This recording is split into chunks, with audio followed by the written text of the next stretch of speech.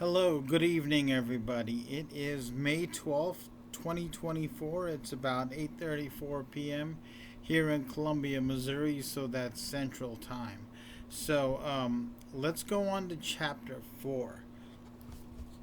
Chapter 4 is, I think, a question we all need to ask. And if you haven't figured out, most of my chapters are based on a question because this is a study guide, and this study guide to UFOs, UAPs, the I call it the UFO UAP study guide, a handbook for first contact.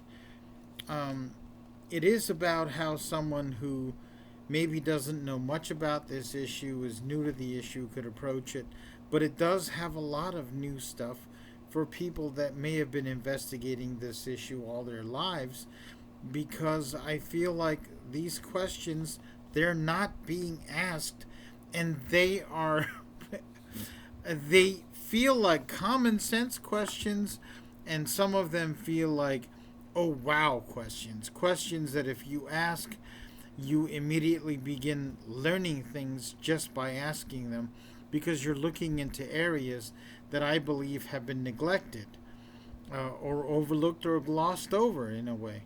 So, what is the central question of Chapter 4 of my unpublished book, which I hope one day to publish? What will we learn?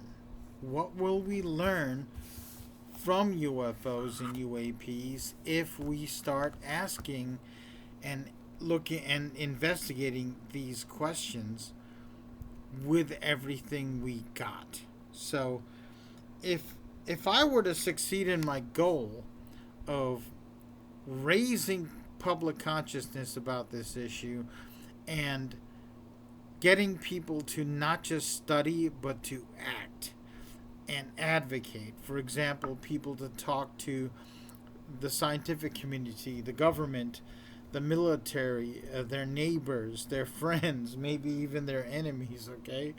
If you have enemies, and certainly between nations, what what's my end goal?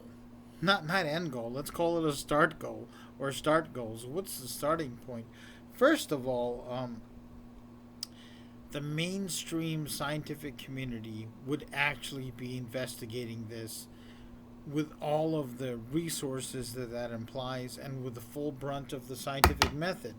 Um, my issue with the current state of the scientific community is that there is a lot of data out there, strong data, robust data, empirical data, and repeated data that is being ignored, that is not talked about, that many scientists may be ignorant of, or they reject it outright because it sounds outlandish. But again, condemnation without investigation is ignorance. It is willful ignorance, all right?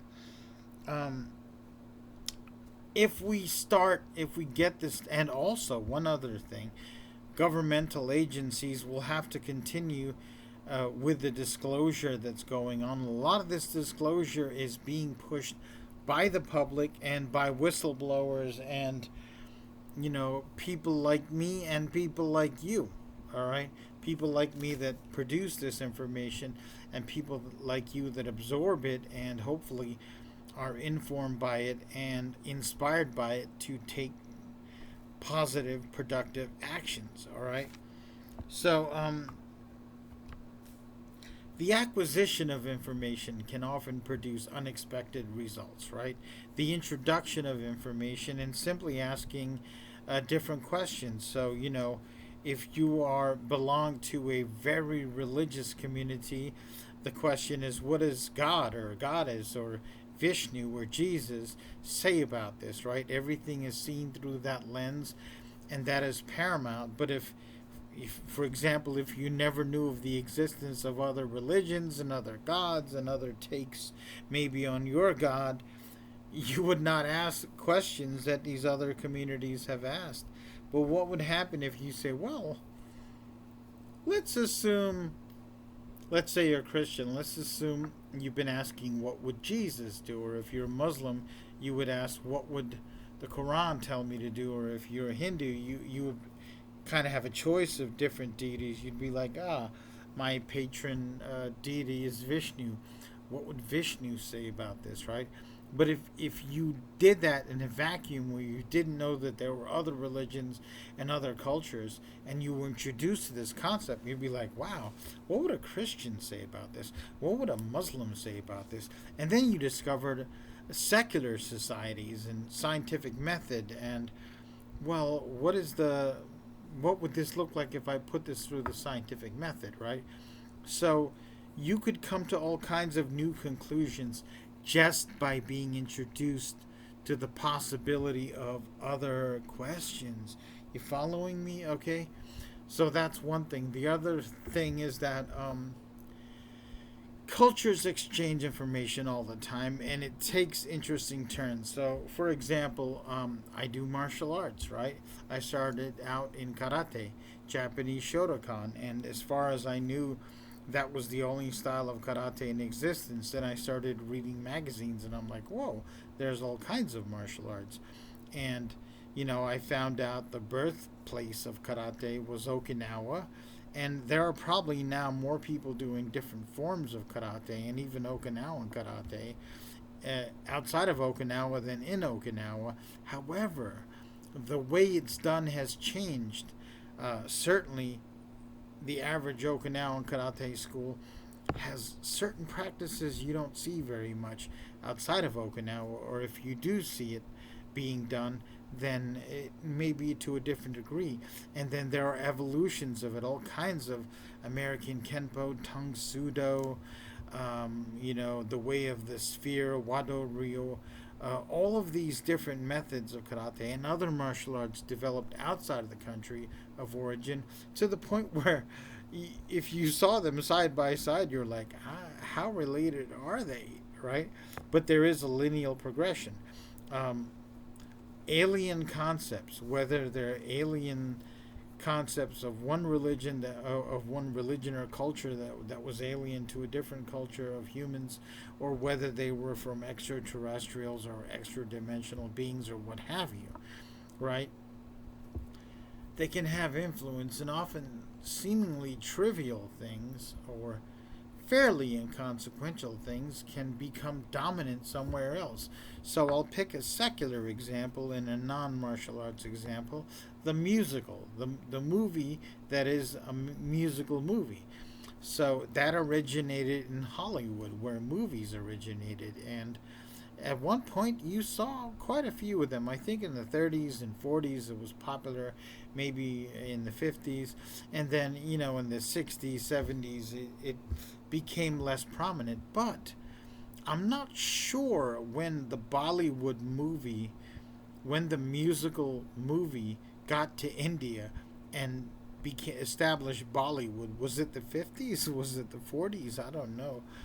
But I know right now, damn near every Bollywood movie I see has a song and dance number, and oftentimes in situations where you're like, how did that get there? Right? So it's become iconic to another culture, to the point where I remember I was over at some people's house, and I introduced them to the movie about a young Indian descended kid in Britain who got into Bruce Springsteen, and there was a lot of singing in it. And my friend was like, well, I don't know how much I like Bollywood movies. And I'm like, it's actually not a Bollywood concept, it's a musical.